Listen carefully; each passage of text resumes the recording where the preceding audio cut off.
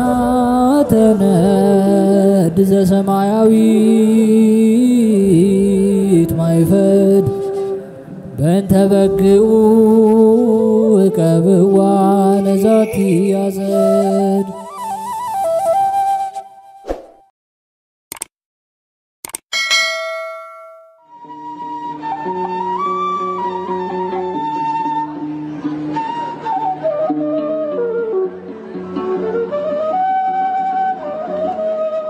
በስም አብ ወወልድ ወመንፈስ ቅዱስ አሐዱ አምላክ አሜን።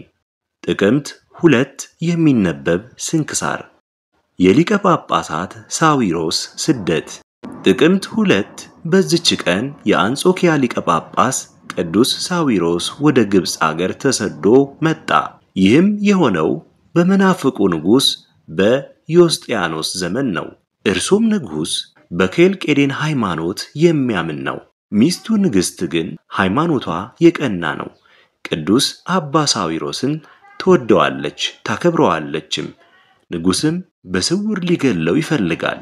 ቅዱስ አባ ሳዊሮስም በስውር ይገለው ዘንድ ንጉስ እንደሚሻው ንግስት ባወቀች ጊዜ ከአንጾኪያ ሀገር እንዲወጣና ነፍሱን እንዲያድን ወደ አባ ሳዊሮስ ላከች። እርሱ ግን መሸሽ አልፈለገም። ለንግስትም እንዲህ አላት፣ እኔ ክብር ይግባውና ስለ ጌታዬ ኢየሱስ ክርስቶስ ለሞት የተዘጋጀሁ ነኝ። ንግስቲቱም ብዙዎች ምእመናንንም አብዝተው በለመኑት ጊዜ ከሀገር ወጣ። ከእርሱም ጋር ከምእመናን አብረውት ወደ ግብጽ አገር የተሰደዱ አሉ። ንጉሱም በፈለገው ጊዜ አላገኘውም። ፈልገው ወደ እርሱ ያመጡት ዘንድ ወታደሮችን ላከ። ክብር ይግባውና ጌታችን ስለሰወረው እነርሱም በቅርባቸው ሆኖ በመካከላቸው ሲጓዝ አላገኙትም። በአንድ ቦታም አብሯቸው ሲያደር እርሱ እያያቸው እነዚያ የንጉስ ጭፍሮች አያዩትም። እርሱንም አጥተው ተመለሱ። ወደ ግብጽ አገርም በደረሰ ጊዜ ከቦታ ወደ ቦታ ከደብር ወደ ደብር በስውር የሚዘዋወር ሆነ። እግዚአብሔርም በእጆቹ ላይ ታላላቅ የሆኑ ድንቆች ተአምራትን አደረገ። በአንዲት ቀንም ወደ አስቄጥስ ገዳም ደረሰ። በመጻተኛ መነኩሴ አምሳልም ወደ አባ መቃርስ ቤተክርስቲያንም ገባ። በዚያም ጊዜ ቄሱ ዕጣንና ቁርባንን ሊያሳርግ ጀመረ። እንደ ሥርዓቱም እየዞረ አጠነ። የሐዋርያትንም መጻሕፍትን የጻፏቸውን መልእክቶችን የከበረ ወንጌልንም ካነበቡ በኋላ እጆቹን ታጥቦ ማህፈዱን በገለጠ ጊዜ በጻሕሉ ውስጥ የቁርባን ህብስት አላገኘውም። ደንግጦም አለቀሰ። ከዚህም በኋላ ወደ ሕዝቡ ተመልሶ እንዲህ አላቸው፣ ወንድሞቼ ሆይ እነሆ የቁርባን ህብስት ተሰውሮ በጻሕሉ ውስጥ አላገኘሁትምና ይህ የሆነ በእኔ ኃጢአት ወይም በእናንተ ኃጢአት እንደሆነ አላወቅኩም።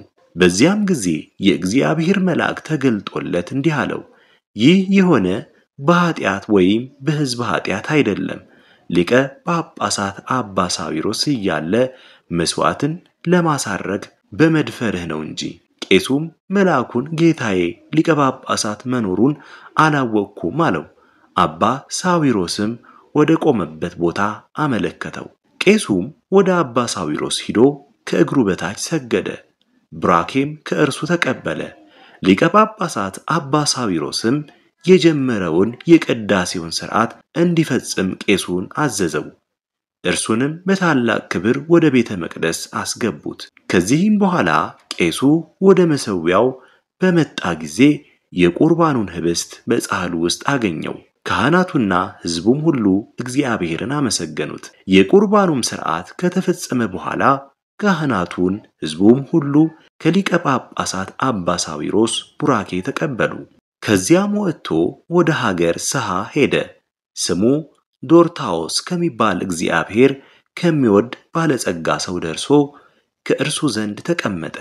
ምእመናንንም እያስተማራቸውና በቀናች ሃይማኖት እያጸናቸው እስከሚያርፍበት እስከ የካቲት ወር 14 ቀን ኖረ።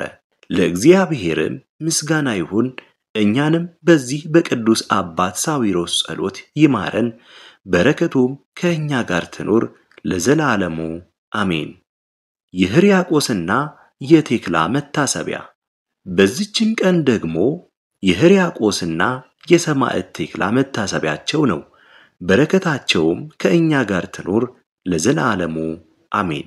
አስጀምሮ ላስፈጸመን ለልዑል እግዚአብሔር ክብር ምስጋና ይሁን መቼም መች ለዘላለሙ አሜን። ውድ የሊቃናት ሚዲያ ቤተሰቦቻችን ጥቅምት 2 የሚነበብ ስንክሳር ወደ እናንተ አቀረብን። ይህን ይመስል ነበር። በቀጣይ በአዲስ ክፍል እስከምንገናኝ ድረስ እግዚአብሔር ቸር ያቆየን። መልካም ጊዜ